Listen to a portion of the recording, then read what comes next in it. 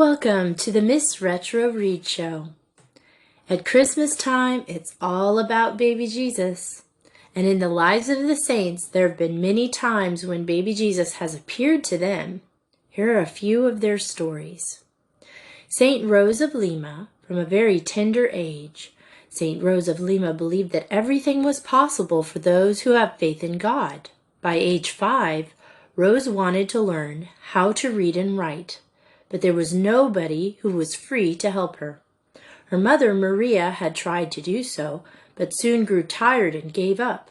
So the child decided to pray to the child Jesus, saying to her mom, "Since no one has time to teach me things, I'm going to ask Jesus to do it. He can do anything, can't he?"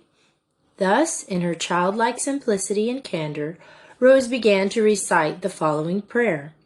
"O Jesus, help me to know and to love you, and teach me to read and write." One day, Rose announced to her mother that she knew how to read and write. She told her mother that it was the child Jesus who had taught her. Her mother was in disbelief, but nevertheless, Rose proved to her mother that she knew how to read by reading from a book about St. Catherine of Siena. Just as Rose had said, it was the little child Jesus who worked a wonderful miracle by teaching Rose himself how to read and write, proving that with faith everything is possible. Saint Teresa of Avila often meditated upon the great humility of Jesus in his incarnation, and she always traveled with her statue of the infant Jesus when she was establishing new convents. It is believed to be responsible for an increased devotion to the child Jesus in Spain during and after her holy lifetime. Her devotion to the infant Jesus was established after a very edifying incident. One day, Teresa of Avila was coming down the steps of her convent when she saw a beautiful young boy. The child spoke to her and said, "Who are you?" So Teresa answered, "I am Teresa of Jesus, and who are you?" The child answered with a play of words, "I'm Jesus of Teresa," and then he disappeared. Saint Anthony of Padua, Count Tiso, who had a castle about 11 miles from Padua, Italy, on the grounds of the castle, the Count had provided a chapel and a hermitage for the friars. Saint Anthony often went there towards the end of his life and spent time praying in one of the hermit's cells. One night, his little cell suddenly filled up with light. Jesus appeared to Anthony in the form of a tiny child. Passing by the hermitage, the Count saw the light shining from the room, and Saint Anthony holding and communicating with the infant Jesus. The Count fell on his knees upon seeing this wonderful sight, and when the vision ended, Anthony saw the Count kneeling at the open door. Anthony begged Count Tiso not to reveal what he had seen until after Saint Anthony's death. Saint Gemma had a shrine to the child Jesus. Gemma would place her letters to her priest, spiritual director, beneath the shrine, and her guardian angel would take the letters and deliver them, placing them atop the desk in Rome, some 225 miles away. Baby Jesus also appeared to Saint Agnes of Montepulciano, Saint Nicholas of Tolentino, Saint Gerard Majella, and Saint Stanislas Kostka. Saint Therese of Lisieux, known in religion as Saint Therese of the Child Jesus, once had a special grace from the child Jesus on Christmas Eve 1886, just a few days before her 14th birthday. It was an experience which she ever often referred to as her conversion, and it left a profound influence on her life. Here are her own words, which she wrote in her autobiography, A Story of a Soul, which describe the very special event. On that blessed night, the sweet infant Jesus, scarcely an hour old, filled the darkness of my soul with floods of light. By becoming weak and little for love of me, he made me strong and brave. He put his own weapons into my hands, so that I went on from strength to strength, beginning, if I may say so, to run as a giant. So don't forget, miracles happen on Christmas. One of my favorite stories of saints' love of the infant Jesus was St. Francis recreating the Nativity. Thanks to St. Francis, the Christmas tradition of the Nativity has been around for 800 years.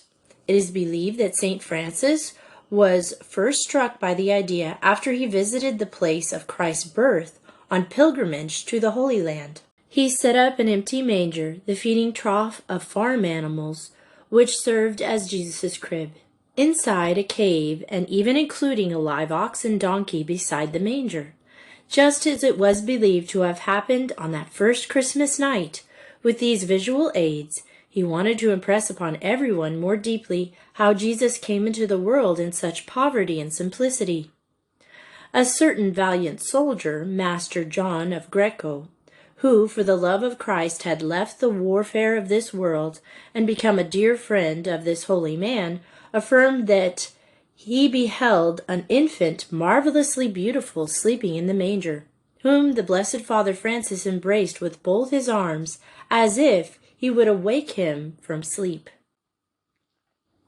There are many images of the child Jesus that are miraculous, and people visit throughout the world. And maybe someday you can visit them too. Here are a few. Divino Niño in Colombia. This statue of Jesus as a child, dressed in a pink tunic, with his arms open wide. In 1914, Father John Rizzo, a Salesian priest from the region near Arezzo, Italy, was ordered to build a church. He was told to ask for donations in an extremely poor location. When he returned from the first time begging, he had not collected 1 cent. The next day, his superior asked him to go out again and gather the necessary donations for the church. This time, Father knelt in front of the statue of the Blessed Mother to ask her help in this difficult assignment. In seeing the Christ child in her arms, Father John thought to himself that up to now he had asked for favors from Mary's intercession, but he had not brought a prayer request directly to the child Jesus. Father John decided that he would entrust all his efforts to the child Jesus. His prayers were answered.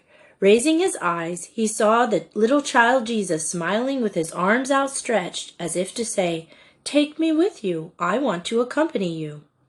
The money was donated and the church built. In 1935, Father Rizzo was transferred to a poorer section in Bogota. Convinced that it pleased God to honor our Lord in his infancy, Father wanted to initiate the devotion in his new parish. In a store in Bogota called Vaticano, owned by an Italian artist, Father Rizzo found a beautiful antique statue of the child, Jesus smiling with his little arms held out, and the image was backed with a cross. Father Rizzo said, "What? So little, and already you want to crucify him? Take off that cross, and I will take him." Father also asked the artist to place the words, "I will reign," at the base of the statue.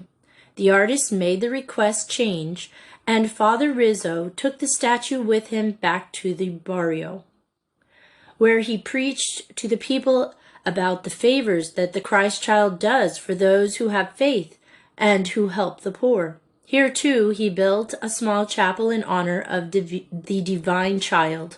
Soon miracles and prodigies began to be reported. On the 25th of December, 1937, the cornerstone was blessed for the new church of Bogota. More than 100,000 people visit the church every Sunday. Niño de Atocha, Madrid, Spain. The child Jesus is a pilgrim with a brimmed hat and a plume and a cape ornate or cloak with a shell of St. James.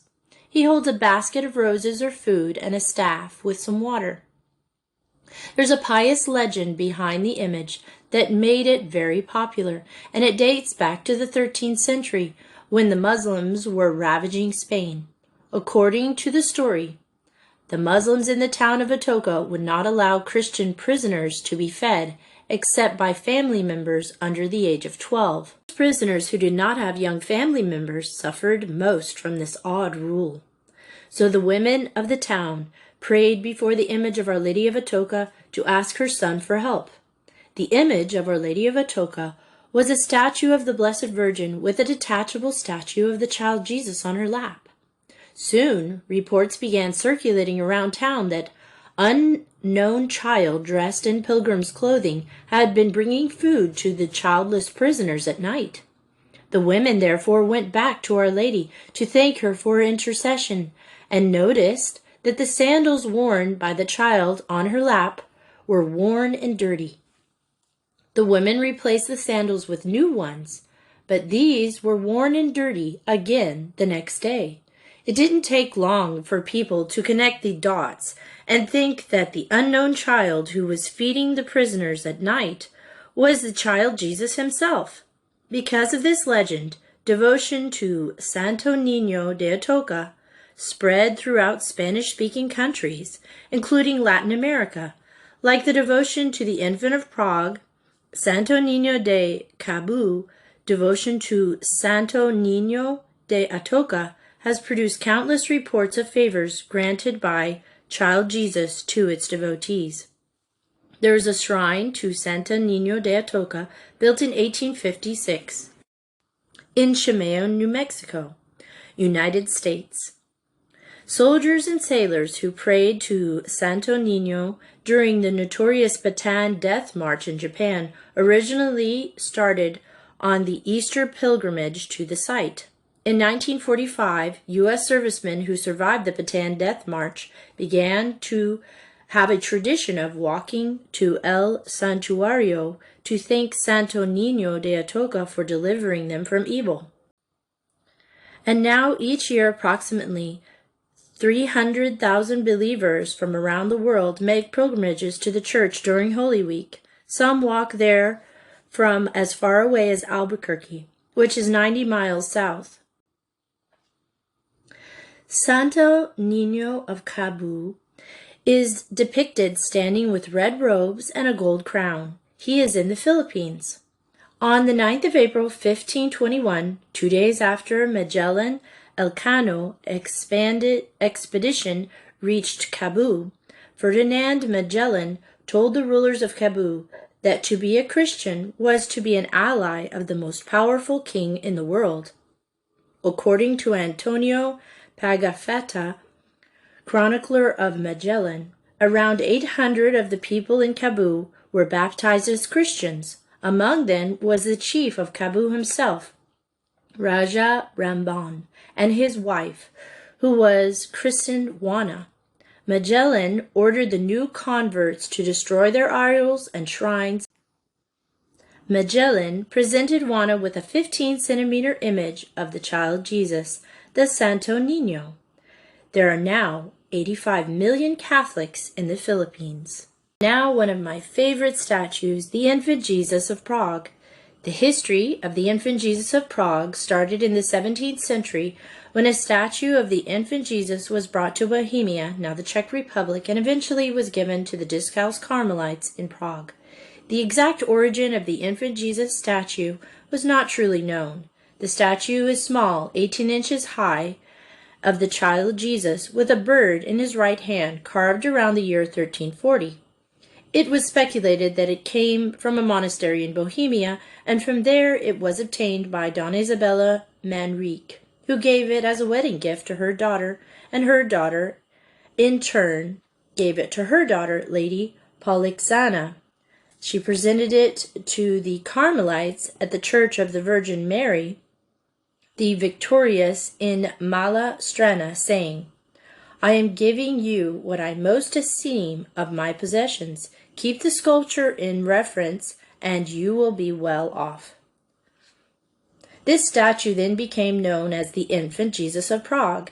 It wears a long gown round a wax body. Shortly after 1628, the Saxons and the Swedes took turns to invade Prague, and the Carmelites had to flee and the veneration of the Holy Infant ceased. It was not until 1638 that a young priest named Father Cyril returned to Prague and found the Holy Infant statue buried in the ruins of Our Lady of Victory Church. Father Cyril cleaned the statue and placed it in the oratory for worship. While he was praying before the infant Jesus, he heard the infant Jesus saying, "Have pity on me, and I will have pity on you. Give me my hands, and I will give you peace. The more you honor me, the more I will bless you." The infant Jesus' hands had been damaged and broken off. Through prayer, Father Cyril asked the Blessed Virgin Mary on several occasions to provide the necessary funds for fixing the infant's statue. The divine infant spoke to him again. "Place me near the entrance of the sacristy, and you will receive aid." Father Cyril then did what he was told, and in a few days' time the statue fixed by a man who came to the sanctuary to offer help. Since the statue was fixed, a number of miracles had occurred, and the word began to spread. They now have people from all over the world who visit every year. If you can't make it to Prague, there is a national shrine to the infant Jesus in Prague, Oklahoma, in the United States. Since it is a national shrine, you receive the same graces as going to the shrine in Europe. The Catholic people of Prague, Oklahoma, built their first church in 1899. The church is named after St. Wenceslaus, the patron of the Prague people, and they have a replica of the infant Jesus in their shrine that you can go visit. It's very beautiful, and I've been there many times. There's a great peace in that church. For books I have known, I'd like to recommend The Tar-Heeled Apostle by John C. Murrett. That's spelled Murrett. It's the story of Father Frederick Price. He co-founded the Maryknolls, who were missionaries who spread the gospel overseas. There are two stories I remember from the book that I'd like to share with you now, and one of them happened on Christmas. Thomas Frederick Price was born on August 19, 1860, in Wilmington, North Carolina, United States. He was the eighth child of Alfred and Clarissa Bond Price. His mother was Catholic, but his father was not. There was an animosity towards Catholics in the South at that time. When Thomas Frederick was 6 years old, he received a Christmas present he long remembered. Alfred Price, his father, had been quietly taking instructions for some time in the Catholic faith in secret. On Christmas Day, 1866, he announced casually that he was going for a walk, a visit to the parish church. When he returned, he announced to the family that Father Cochrane had received him into the faith. "It is the best Christmas present I ever got," Freddie told his father when he heard the news. And the quiet little fellow added, "Now we are all in God's family." At 16, Freddie wanted to study for the priesthood. That would mean he would have to go by boat to Maryland. His mother was very concerned he might not get there safely. A few months before, his older brother Joseph had drowned while boating on a river near his home. The night before Freddie's trip, his mother prayed hard for his safe arrival. The Rebecca Clyde sailed with Mr. Price aboard. A terrific storm hit the Rebecca Clyde 3 days into the journey. Before the captain could secure the raised spanker, it was blown completely away by the wind, which had reached hurricane proportions. The captain called, "We're shoaling, all hands to the life preservers." But Fred Price, in his berth, was asking for Our Lady Star of the Sea for protection for him and the passengers. By the time he appeared, closely hugging the rails, all the life preservers had been taken, so that the 3 other passengers and he made way along the deck. There the foremast seemed the strongest pillar of protection, and they lashed themselves to that until the vessel struck and keeled over on her side. Then a huge breaker swept over them, carrying all with it into the waves. What happens after this is best told by Cardinal O'Connor, a classmate of St. Charles College.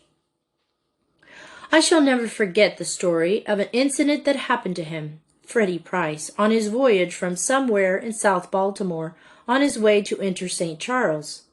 I had heard some hint of it, so vaguely told, however, that I turned to get the whole story from him if possible. So one afternoon, as we walked together in the beautiful grove near the campus, I entreated him to tell me what happened that night.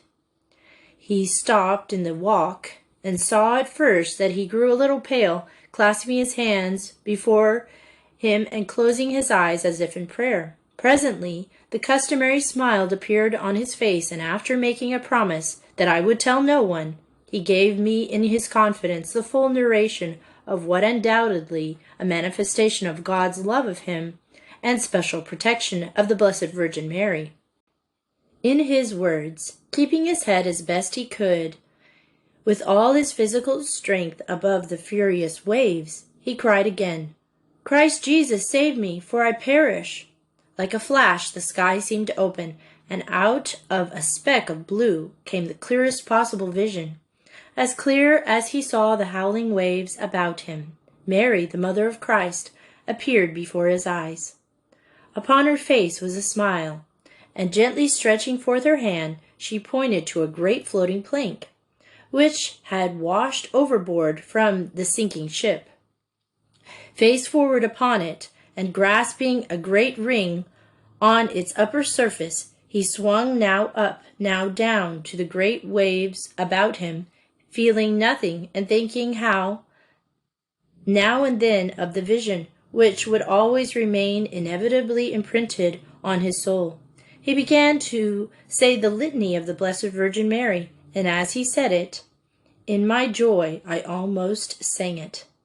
Finally, washed ashore, the boy was picked up for dead at the town of Portsmouth, on the southern shore of Ocracoke, inlet of the proximate scene of the rescue on Sunday afternoon. The 5 survivors, utterly bereft of all possessions, received food and shelter at the nearest house on the beach. In the meantime, news of the shipwreck and rescue had reached Fred's mother. But it was not until 5 days later. I always remember this story as God taking care of a man who was giving his life to his service. Even if we don't see the dangers around us, God is protecting us as we live for him. Mr. Price went on to become a priest. He started a Catholic newspaper, a Catholic orphanage, and co-founded the Maryknoll Order in 1911. Father Price found it hard to learn Chinese, but still went to China as a missionary. He suffered from physical ailments and became ill in the field afar. On September 12, 1919, he died in Hong Kong. In 1936, his body was exhumed and transferred to the cemetery in Maryknoll, New York. So if you live around there, go visit him. It's a great book, The Tar-Heeled Apostle by John C. Moret. For It's All Good, check out Goodbye, Mr. Chips, a movie made in 1939. Although it's in black and white, this film starring Robert Donay and Greer Garson will have you laughing and crying. Inspired by a book, it follows the life of a school teacher at the boys' boarding school in England. It showed me how one person's life can mold and affect those around him. There are a few Christmas trees in it too, so it can qualify as a Christmas film. For Busy Bees, why not have a Chinese gift exchange with your friends this year? You each buy a gift that's worth about $20. Wrap it. Everyone picks a number going up to how many people you have. If you get a number 1, you pick a gift and open it first. The next person can open a new gift or steal the open gift. If you get your gift stolen, you can steal someone else's gift or open a new one. We have a rule in our house that if the gift is stolen twice, it can't be stolen again. But you can make up your own rules. You can have this gift exchange with tree ornaments or white elephant gifts. White elephant gifts are joke gifts, like ties that light up or a cup that stirs its own liquid. Silly things like that. Cookie exchanges are fun too. Everyone makes a big batch of their favorite cookie recipe. Then everyone takes some cookies of each. That way everyone has a variety of cookies on Christmas. Whatever you do this Christmas, have a great one. God bless, and thanks for listening to Miss Retro Reads.